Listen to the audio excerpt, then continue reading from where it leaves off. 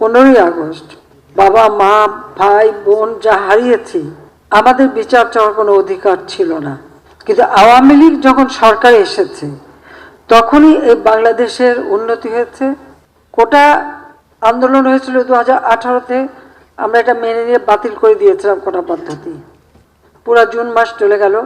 জুলাই মাসের 7 তারিখ থেকে হঠাৎ দেখি আবার কোটার জন্য আন্দোলন, যখন কোটা পদ্ধতি নাই আর আন্দোলন না, সেখানে দেখা গেল ঝাঁকে ঝাঁকে সব জড়ো হয়ে যাচ্ছে।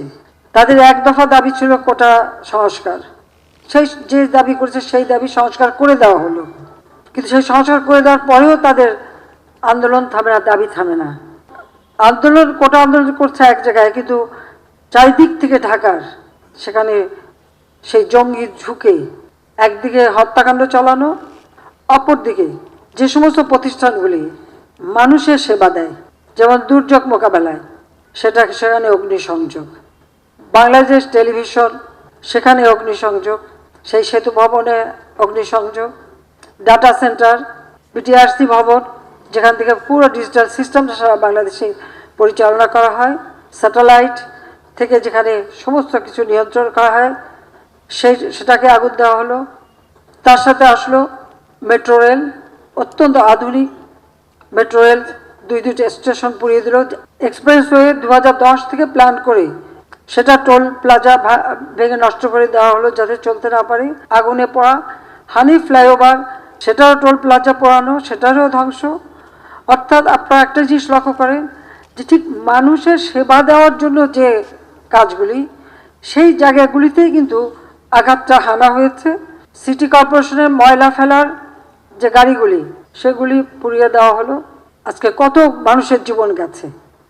আর সেই সাথে সাথে পুলিশ হত্যা করে, শুধু হত্যা না, কীরকম বিভৎস দৃশ্য আপনারা দেখেন যে হত্যা করে তাকে ঝুলিয়ে রাখা হলো, পা বেঁধে উপর দিকে মাথা নিচু করে, পুলিশের উপরে আক্রমণ, কত গাড়ি পুড়িয়ে দেওয়া হয়েছে। র্যাবের গাড়ি চালাচ্ছে তাকে যেভাবে মারা, বাড়ি বাড়ি ঢুকে ঢুকে কোথায় পুলিশ আছে পুলিশকে মারতে হবে, আর আওয়ামী লীগ কোথায় থাকে তাকে মারো।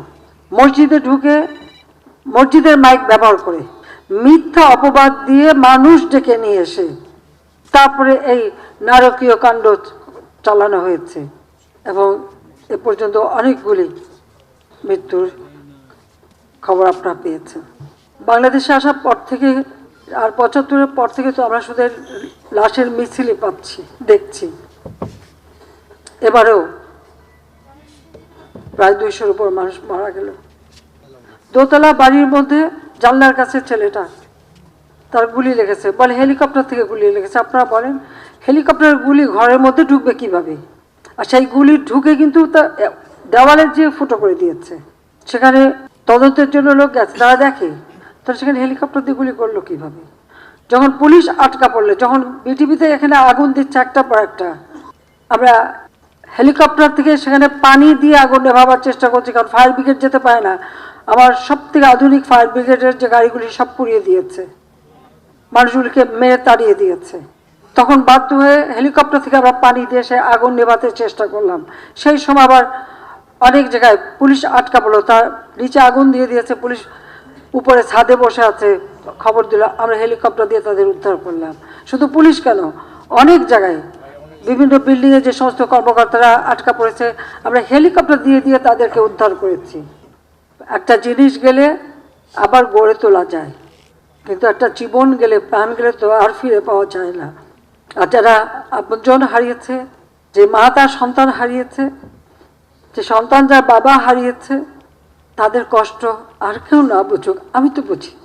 কারণ আজকে এই আগস্ট মাস, আমি তো সেই বাবা মা ভাই সব হারিয়ে সেই ব্যথা বেদনা কষ্ট নিয়েই এই বাংলাদেশে ফিরে এসেছিলাম। নিজের ছোট ছোট বাচ্চাদের মাতৃস্নেহ বঞ্চিত করে কেন?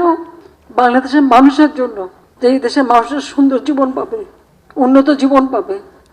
এই যে এতদিন এত শ্রম দিলাম, কষ্ট দিয়ে, নিজের দিকে তো তাকাইনি, নিজের ছেলেমেয়ের জন্য কিছু করিনি, যা কিছু করছি মানুষকে দিয়েছি। প্রতিটি মিনিট, প্রতিটি সময় দিন রাত পরিশ্রম করেছি, কারণ তিনি আমাদের রক্ত দিয়ে গেছে, তিনি কিছু নিয়ে যাননি, কিছু নিয়ে যাননি, এমনকি এক টুকরো কাফনের কাপড়ও নিয়ে যাননি। তার গরিব মানুষের জন্য ওই রেড ক্রসের মাধ্যমে যে কাপড় দিতে, সেই কাপড়ের পাড় ছিঁড়ে তারপর সেই কাফন দেওয়া হয়েছিল। আর আমার মা ভাই তাদের কাউকে কোনো কাফন দাফন কিছুই দেওয়া হয়নি, কাজে তারা কিন্তু কিচ্ছু নিয়ে যায়নি, দিয়েই গেছে।